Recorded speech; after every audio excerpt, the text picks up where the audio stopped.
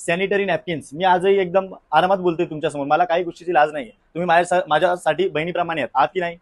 मग का लाजायचं? आपण याच गोष्टी आपल्या घरातल्या वडिलांपासून, आपल्या आईपासून, आपल्या भावापासून, आपल्या मोठ्या बहिणींपासून लपवत असतो. मला असं वाटतं ते ज्ञानदर्पण डिजिटल झाला हो, तुम्ही काळानुसार बदलला का? नाही.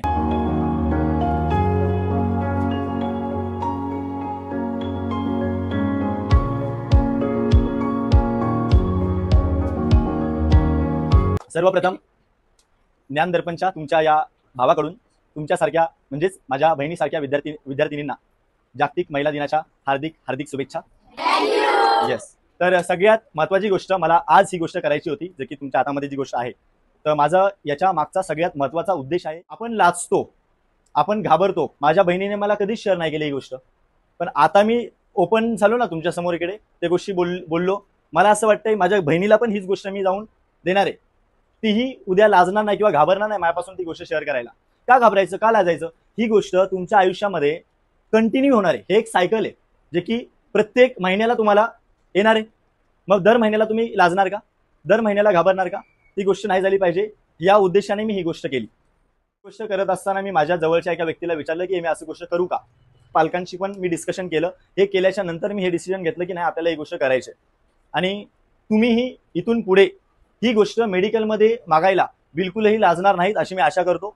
बघ, आपली आई लाजत होती म्हणून तू लाजतेस, त्याच्या अगोदरची माणसं लाजत होती, आपली आई लाजत होती, तू पण आता लाजतेस. जर तू लाज सोडलीस ना तर इथून पुढची पिढी येणारी असेल ना तुमची, ती लाजणार नाही. त्या गोष्टी लाजलं पाहिजे का? दर महिन्याला येणारी गोष्ट नाही, याच्यामध्ये लाज आहे का?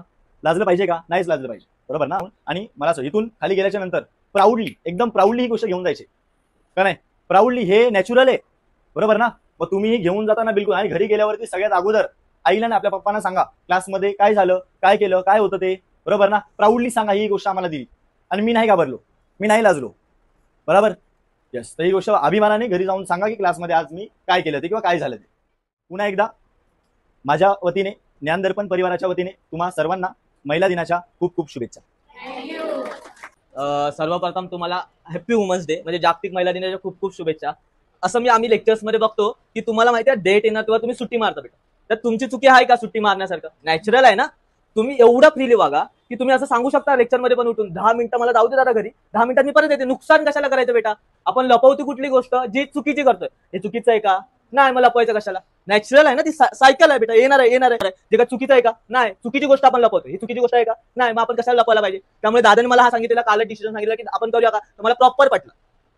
म्हणजे वुमन्स डे म्हणजे तुम्ही इम्पॉवर झाले पाहिजे बेटा. इम्पॉवर म्हणजे काय? तुम्हाला तुमचं मत मांडता आलं पाहिजे. आज तुम्ही जर फ्रीली वागणार ना तर तुम्ही अजून पुढे जाणार. आज तुम्ही बघणार ना तर वुमन्स आणि मॅन्स एका, मी तर बोलतो वुमन्स त्याच्यापेक्षा वरच्या लेवलला आहे. सगळीकडे तुम्ही इव्हन पॉलिटिक्स मध्ये पण बघा, वुमन्स जास्त करून नाही.